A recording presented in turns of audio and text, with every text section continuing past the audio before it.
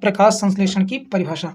वह जैव रासायनिक प्रक्रिया जिसमें समस्त हरे पेड़ पौधे कार्बन डाइऑक्साइड और जल की सहायता से प्रकाश तथा पर्णहरित को क्लोरोफिल भी बोला जाता है इंग्लिश में, की उपस्थिति में कार्बोहाइड्रेट का मतलब ग्लूकोज के रूप में अपना भोजन बनाते हैं, प्रकाश संश्लेषण कहलाती है। अर्थात ऐसी प्रक्रिया जिसमें समस्त हरे पेड़ पौधे कार्बन डाइऑक्साइड और जल की सहायता से क्लोरोफिल और प्रकाश की उपस्थिति में कार्बोहाइड्रेट के रूप में अपना भोजन बनाते हैं, उसे हम कहते हैं प्रकाश संश्लेषण। कार्बोहाइड्रेट का ही एक रूप होता है ग्लूकोज और पर्णहरित को इंग्लिश में बोला जाता है क्लोरोफिल। तो यहाँ पर लिखा है समस्त हरे पेड़ पौधे, जो हरे पेड़ पौधे हैं उनमें ही क्लोरोफिल पाया जाता है, अतः उनमें ही प्रकाश संश्लेषण की क्रिया होगी। तो आइए हम इसकी अभिक्रिया देखते हैं। तो ये है प्रकाश संश्लेषण की रासायनिक अभिक्रिया, आप इसे याद कर लीजिएगा, ये बहुत ही इंपॉर्टेंट है। तो हमने पढ़ा ना कि कार्बन डाइऑक्साइड और जल की सहायता से क्लोरोफिल और प्रकाश की उपस्थिति में ग्लूकोज के रूप में अपना भोजन बनाते हैं, इसे ही हम कहते हैं प्रकाश संश्लेषण। ग्लूकोज के साथ साथ जल भी बनता है और ऑक्सीजन भी बनती है। ऑक्सीजन हम जीवों के लिए बहुत ही उपयोगी है।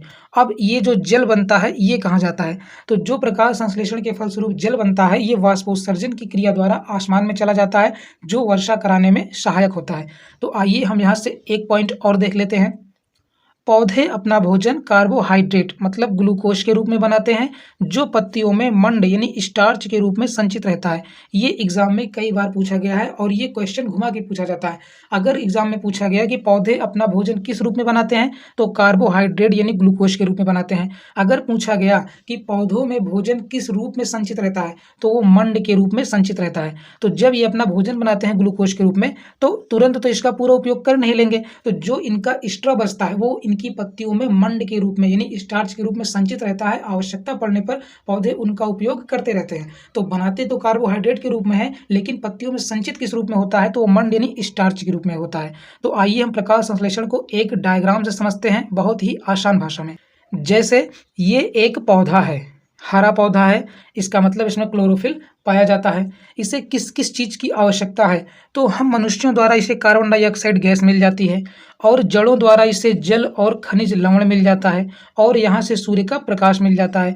तो अब प्रकाश संश्लेषण की क्रिया इसमें होना शुरू हो जाएगी, और प्रकाश संश्लेषण की क्रिया के फलस्वरूप ये अपना भोजन ग्लूकोज के रूप में बनाएगा, और हम मनुष्यों के लिए ऑक्सीजन गैस भी बनाएगा ये पौधा। तो यही है प्रकाश संश्लेषण। यहाँ से इसे सूर्य का प्रकाश मिलेगा, यहाँ से कार्बन डाइऑक्साइड गैस, और जड़ों द्वारा इसे जल और खनिज लवण मिल जाएगा। यही होते हैं अभिकारक प्रकाश संश्लेषण की क्रिया में, और उसके फलस्वरूप ये अपना भोजन ग्लूकोज के रूप में बनाते हैं, और सह उत्पाद के रूप में जल और ऑक्सीजन गैस भी बनती है। ऑक्सीजन गैस हम मनुष्यों के लिए बहुत ही उपयोगी होती है। अब यहाँ पर दो शब्द लिखे हैं, जाइलम और फ्लोएम। ये क्या है? तो जो जाइलम होता है ये जड़ों द्वारा जल को और खनिज लवण को पौधों के समस्त भागों में अर्थात पत्तियों तक पहुँचाता है, और फ्लोएम का काम होता है कि जो पत्तियों में भोजन बना है उससे हर जगह पहुँचाना, अर्थात जड़ों में और पौधे के समस्त भागों में उस भोजन को पहुँचाना, ये फ्लोएम का कार्य होता है। तो पत्तियों में इस रूप में छोटे छोटे रंध्र पाए जाते हैं, तो दिन में ये रंध्र खुल जाते हैं, और इसी रंध्र के द्वारा ही गैसों का आदान प्रदान होता है, अर्थात कार्बन डाइऑक्साइड गैस अंदर जाती है और ऑक्सीजन गैस बाहर आती है। और रात के समय जब इसे सूर्य का प्रकाश नहीं मिलता तो ये रंध्र आपस में बंद हो जाते हैं। अब हम देखते हैं जाइलम और फ्लोएम क्या होता है। ये बहुत ही मोस्ट इंपॉर्टेंट है, एग्जाम में 2 नंबर में पूछा जाता है। जाइलम का कार्य जड़ों द्वारा जल तथा खनिज लवण को पत्तियों तक पहुंचाना होता है, तथा फ्लोएम का कार्य पत्तियों में कार्बोहाइड्रेट के रूप में बने भोजन को पौधे के समस्त भागों में पहुंचाना होता है। ये एग्जाम में कई बार पूछा गया कि जाइलम और फ्लोएम क्या होते हैं, या जाइलम और फ्लोएम में क्या अंतर होता है। अब हम देखते हैं प्रकाश संश्लेषण के दौरान होने वाली घटनाएं। तो पहली घटना क्या है कि क्लोरोफिल के द्वारा प्रकाश का अवशोषण होता है। दूसरी घटना है कि जल यानी H2O के अपघटन से ऑक्सीजन गैस बनती है। एग्जाम में अगर पूछा गया कि ऑक्सीजन गैस किस कारण बनती है प्रकाश संश्लेषण में, तो जल के अपघटन से ऑक्सीजन गैस बनती है। तीसरी घटना कार्बन डाइऑक्साइड के अपचयन से ग्लूकोज बनता है। आप इसे भी याद रखिएगा कि जब कार्बन डाइऑक्साइड का अपचयन होता है तो ग्लूकोज बनता है। ऑक्सीकरण और अपचयन को हमने अच्छे से पढ़ाया है, उसका लिंक डिस्क्रिप्शन में आपको मिल जाएगा, आप वहां से जरूर देखिएगा।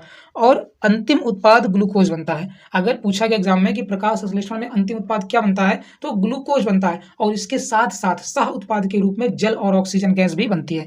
कुछ एक्स्ट्रा शॉर्ट देख लेते हैं जो कि बहुत इंपॉर्टेंट है। जैसे अगर एग्जाम में पूछा गया कि क्लोरोफिल का क्या काम है, तो क्लोरोफिल प्रकाश ऊर्जा को अवशोषित करके रासायनिक ऊर्जा में बदल देता है, ये 1 नंबर में पूछा जाता है। दूसरा है क्लोरोफिल में मैग्नीशियम धातु पाई जाती है। जैसे हमारे शरीर में हीमोग्लोबिन होता है, उसमें लोहा धातु पाई जाती है, फेरस, उसी प्रकार क्लोरोफिल में मैग्नीशियम धातु पाई जाती है। तीसरा है पत्तियों का हरा रंग क्लोरोफिल या पर्णहरित के कारण होता है। ये 1-1 नंबर में पूछे जाते हैं एग्जाम में। प्रकाश संश्लेषण रेडॉक्स अभिक्रिया है। रेडॉक्स अभिक्रिया क्या होती है? जिसमें ऑक्सीकरण और अपचयन दोनों होते हैं। तो इसमें जल का ऑक्सीकरण ऑक्सीजन में होता है तथा कार्बन डाइऑक्साइड का अपचयन ग्लूकोज में होता है, इसलिए यह एक प्रकार की रेडॉक्स अभिक्रिया भी है। अगर आपको एग्जाम में रेडॉक्स अभिक्रिया का एग्जाम्पल लिखना है तो आप प्रकाश संश्लेषण का एग्जाम्पल भी लिख सकते हैं, वो भी रिएक्शन गलत नहीं होगा। आइए आगे देखते हैं। अब हम देखते हैं प्रकाश संश्लेषण की क्रिया 2 रूपों में संपन्न होती है। पहला रूप कौन सा है? प्रकाशिक या हिल अभिक्रिया। ये भी बहुत ही मोस्ट इंपॉर्टेंट है, एग्जाम में पूछा जाता है। तो यह अभिक्रिया हरित लवक के ग्रेना में होती है। ये पूछा जाता है कि प्रकाशिक अभिक्रिया हरित लवक के किस भाग में होती है? तो प्रकाशिक अभिक्रिया हरित लवक के ग्रेना में होती है। जल का अपघटन प्रकाश द्वारा होता है, अर्थात प्रकाश के कारण जल का अणु टूट जाता है। इस अभिक्रिया के अंत में एटीपी के रूप में ऊर्जा बनती है जो अप्रकाशिक अभिक्रिया को संचालित करने में मदद करती है। तो आपको यहाँ से क्या क्या पॉइंट याद रखना है कि प्रकाशिक अभिक्रिया हरित लवक के ग्रेना में होती है और प्रकाश के द्वारा जल का अपघटन होता है और इस क्रिया के अंत में एटीपी के रूप में ऊर्जा बनती है। ऊर्जा की मुद्रा एटीपी को कहा जाता है। एग्जाम में यह भी पूछा गया है कि ऊर्जा की मुद्रा किसे कहते हैं? तो एटीपी को कहते हैं। आइए हम दूसरा देखते हैं। तो दूसरा इसका प्रकार है अप्रकाशिक अभिक्रिया। यह अभिक्रिया हरित लवक के स्ट्रोमा में होती है। ये 2 पॉइंट मोस्ट इंपॉर्टेंट हैं कि प्रकाशिक अभिक्रिया हरित लवक के ग्रेना में होती है और अप्रकाशिक अभिक्रिया हरित लवक के स्ट्रोमा में होती है। आप यहाँ से एक ट्रिक भी बना सकते हैं। आप याद रखिएगा एक शब्द, वो शब्द है आशा। अप्रकाशिक अभिक्रिया स्ट्रोमा में होगी और फिर तो आप जान ही जाएंगे कि प्रकाशिक अभिक्रिया कहाँ होगी? ग्रेना में होगी। तो जिसमें कार्बन डाइऑक्साइड के अपचयन के फलस्वरूप ग्लूकोज का निर्माण होता है। आप यहाँ से 2 फुल फॉर्म्स याद कर लीजिए जो एग्जाम में कई बार पूछा गया है।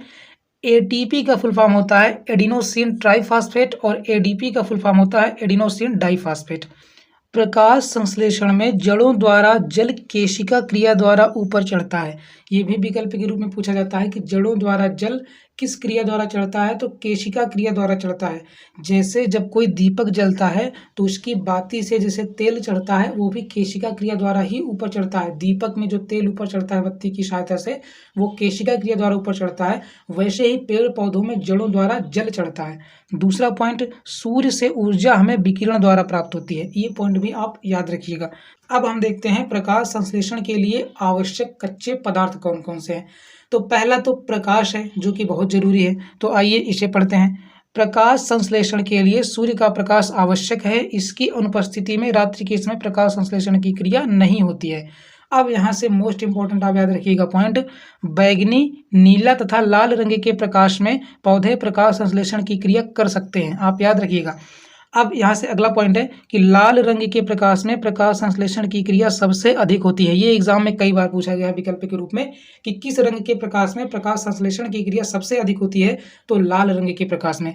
तथा नीले रंग के प्रकाश में प्रकाश संश्लेषण की क्रिया सबसे कम होती है। आप यहाँ से एक एक पॉइंट याद रखिएगा, ये सभी पॉइंट मोस्ट इंपॉर्टेंट हैं। क्लोरोफिल, जिसे हम पर्णहरित भी कहते हैं। क्लोरोफिल या पर्णहरित हरे रंग का वर्णक होता है जो मुख्य रूप से पत्तियों में मिलता है। केवल उन्हीं कोशिकाओं में प्रकाश संश्लेषण की क्रिया होती है जिनमें पर्णहरित होता है। पर्णहरित हरित लवक में पाया जाता है। अगर पूछा गया कि पर्णहरित कहाँ पाया जाता है तो वो हरित लवक में पाया जाता है। आइए तीसरा पदार्थ देखते हैं, कार्बन डाइऑक्साइड। यह प्रकाश संश्लेषण में प्रयुक्त होने वाला कच्चा पदार्थ है। वायुमंडल में कार्बन डाइऑक्साइड की मात्रा बढ़ने से प्रकाश संश्लेषण की दर बढ़ जाती है। आप इसे भी याद रखिएगा। आइए चौथा देखते हैं, जल। जल भी प्रकाश संश्लेषण की क्रिया में कच्चे पदार्थ की तरह प्रयुक्त होता है। इससे प्राप्त हाइड्रोजन कार्बन डाइऑक्साइड का अपचयन कराती है, अतः जल की मात्रा बढ़ने से प्रकाश संश्लेषण की दर बढ़ जाती है। अगर पूछा गया कि प्रकाश संश्लेषण को प्रभावित करने वाले कारक कौन कौन से हैं तो आप उनमें भी ये सब लिख सकते हैं। अगर आवश्यक पदार्थ 2 नंबर में पूछा जाता है तो आप केवल हेडिंग लिखेंगे, जैसे प्रकाश, क्लोरोफिल, कार्बन डाइऑक्साइड, जल। लेकिन अगर 3 या 4 नंबर में पूछा जाता है तो आपको पूरा लिखना होगा। अब हम देखते हैं प्रकाश संश्लेषण का महत्व क्या है। तो पहला है भोज्य पदार्थों का उत्पादन। प्रकाश संश्लेषण पौधे के लिए ही नहीं अपितु समस्त जीवों के लिए अति महत्वपूर्ण है। ऐसा नहीं है कि प्रकाश संश्लेषण द्वारा पौधे केवल अपने लिए ही भोजन बनाते हैं। यह क्रिया पृथ्वी पर उपस्थित समस्त जीवों के लिए लाभदायक है। इसी क्रिया में सूर्य की विकिरण ऊर्जा भोज्य पदार्थों के रूप में एकत्रित हो जाती है, जो प्रत्येक जीव के लिए अत्यंत आवश्यक है। तो सभी जीव प्रत्यक्ष या परोक्ष रूप से पेड़ पौधों पर ही निर्भर रहते हैं। अगर प्रकाश संश्लेषण की क्रिया नहीं होगी तो हम भी जीवित नहीं रहेंगे। कैसे, आइए देखते हैं। जैसे कोई मनुष्य है, मैन, हम क्या खाते हैं? हम जो भी खाते हैं वो हमें पेड़ पौधों से ही प्राप्त होता है। जैसे कि गेहूं, दाल, चना, ये सब पौधों से ही प्राप्त होता है। अगर आप सोचते हैं कि जो मांस खाते हैं, तो अगर हम मान लेते हैं कि कोई मांस खाता है, तो लेकिन हम जिसके मांस को खाते हैं वो जीव क्या खाता है? वो हो सकता है कि वो भी घास खाता हो, तभी तो वो जीवित है। जैसे यहाँ पर घास है, इस घास को खरगोश खाएगा और खरगोश को मान लेते हैं शेर खा लेता है।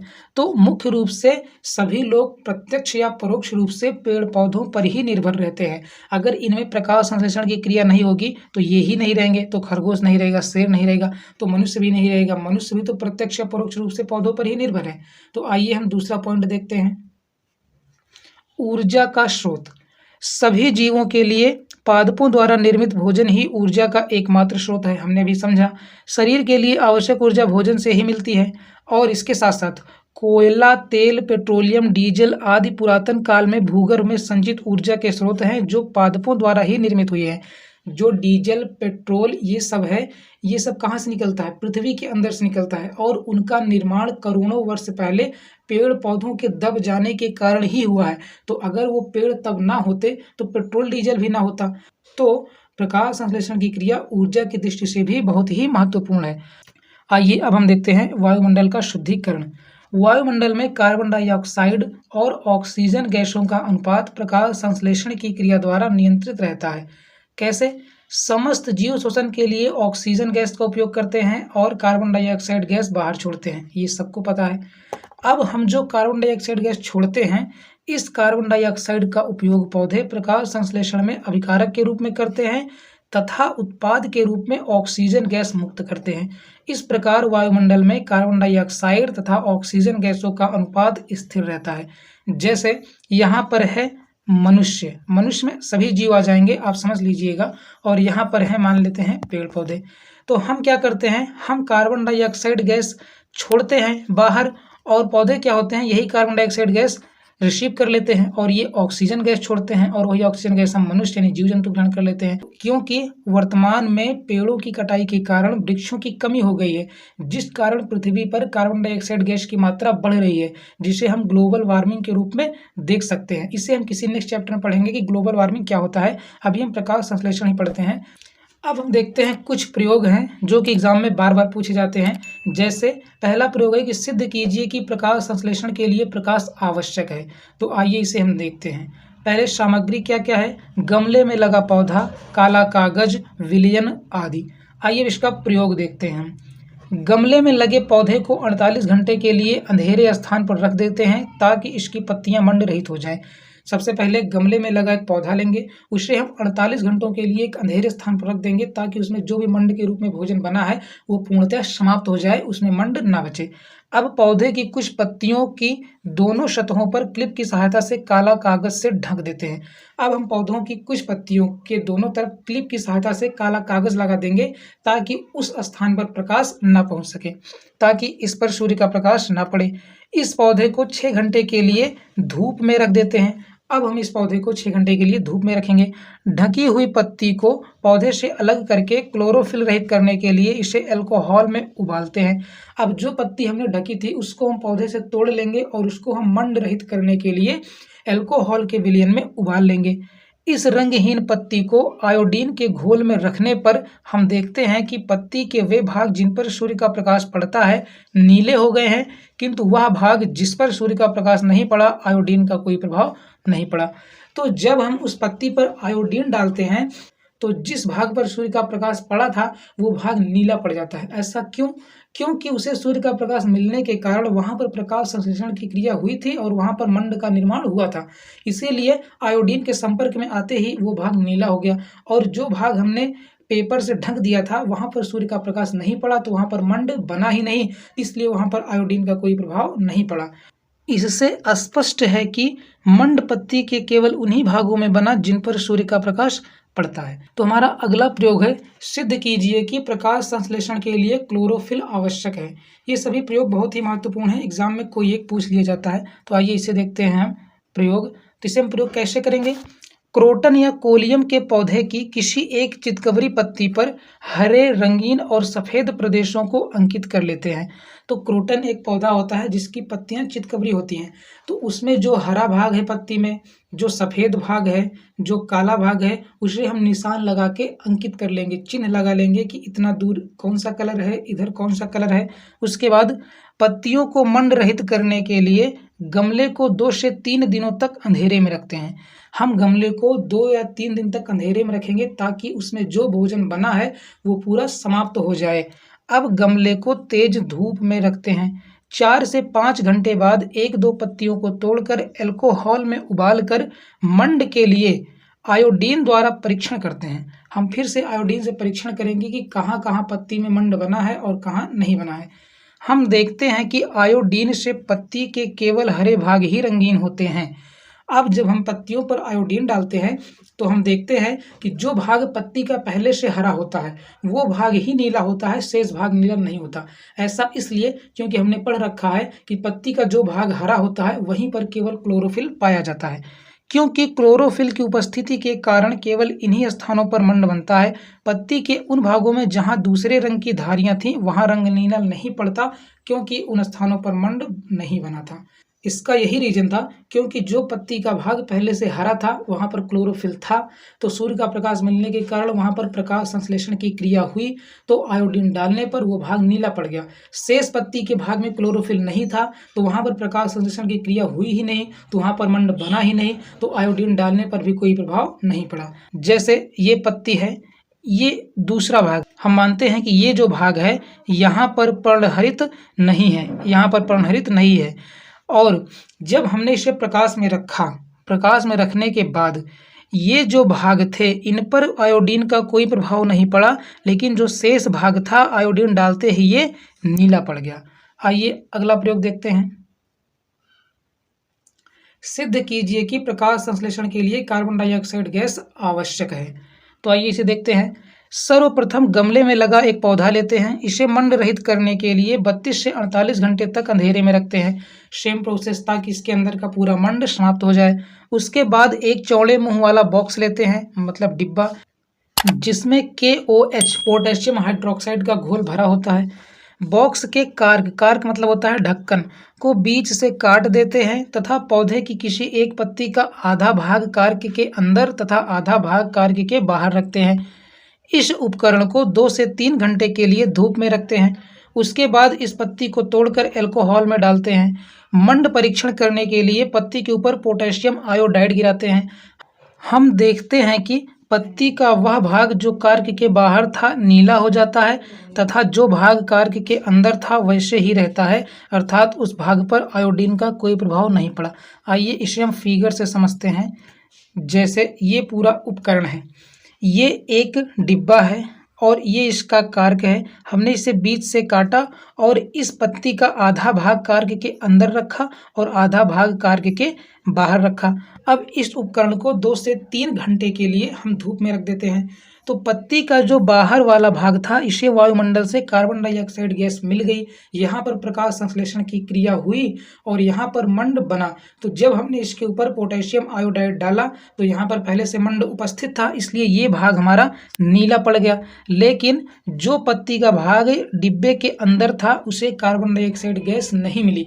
जो थोड़ी बहुत कार्बन डाइऑक्साइड गैस थी भी उसने कास्टिक पोटास के साथ क्रिया कर ली, अतः इससे थोड़ी भी कार्बन डाइऑक्साइड गैस नहीं मिली। इसीलिए जब हमने इस पर पोटेशियम आयोडाइड डाला तो इस पर कोई प्रभाव नहीं पड़ा। सिद्ध कीजिए कि प्रकाश संश्लेषण में ऑक्सीजन गैस निकलती है। आइए इसे समझते हैं। तो सबसे पहले हाइड्रिला या अन्य कोई जलीय पौधा वो होता है जो जल के अंदर भी प्रकाश संश्लेषण की क्रिया कर सके। पानी से भरे बीकर में रखकर कीप से ढक देते हैं। बीकर के पानी में कुछ ग्राम पोटेशियम बाइकार्बोनेट मिला देते हैं, जिससे पौधे को कार्बन डाइऑक्साइड मिलती रहे। कीप की नली के ऊपर पानी से भरी एक टेस्ट ट्यूब उल्टी खड़ी कर देते हैं। इस उपकरण को धूप में रखते हैं। थोड़ी देर में हम देखते हैं कि ऑक्सीजन के बुलबुले हाइड्रिला के पौधे से निकलकर टेस्ट ट्यूब में इकट्ठे होने लगते हैं तथा इसका पानी नीचे की ओर गिरना आरंभ कर देता है। परख नली को हटाते हैं और एक जलती हुई तीली परख नली के समीप लाते हैं तो जलती हुई लौ और तीव्रता से जलने लगती है, जिससे सिद्ध होता है कि परख नली में ऑक्सीजन गैस ही है। आइए इसे हम फिगर से समझते हैं और अच्छे से। जैसे ये हमारा पूरा उपकरण है, ये हमारा बीकर है, इसके अंदर हमने हाइड्रिला के पौधे को रखा है और उसे हमने एक कीप से ढक दिया है। उसके बाद हमने इसके ऊपर एक टेस्ट ट्यूब यानी कि परख नली को उल्टा करके रख दिया है। तो उसके बाद जब ये जलीय पौधा प्रकाश संश्लेषण की क्रिया करता है तो इसमें से ऑक्सीजन गैस निकलती है। ये ऑक्सीजन गैस निकल रही है जो ऊपर जाकर इस परख नली में इकट्ठा होने लगती है। उसके बाद जब हम इस परख नली को हटाते हैं और इसके समीप एक जलती हुई तीली ले जाते हैं तो जो लौ है आग की वो और तेज हो जाती है। इससे सिद्ध होता है कि जो परख नली के अंदर गैस थी वो ऑक्सीजन गैस ही थी। एग्जाम में पूछा जाता है कि नदियों या तालाबों में हमें पानी के बुलबुले ऊपर उठते हुए क्यों दिखाई देते हैं? क्योंकि जो उसके अंदर पौधे हैं वो प्रकाश संश्लेषण की क्रिया द्वारा ऑक्सीजन गैस बनाते हैं, तो वही ऑक्सीजन गैस ऊपर सतह पर निकलती है, जिससे कारण हमें पानी में छोटे छोटे बुलबुले दिखाई देते हैं। और अगर पूछा गया कि ऑक्सीजन गैस का परीक्षण किस प्रकार किया जाता है तो आप लिख देंगे कि यदि उसके समीप हम कोई जलती हुई लौ ले जाते हैं तो वो लौ और तीव्रता से जलने लगती है, तो सिद्ध होता है कि वहाँ पर ऑक्सीजन गैस ही है।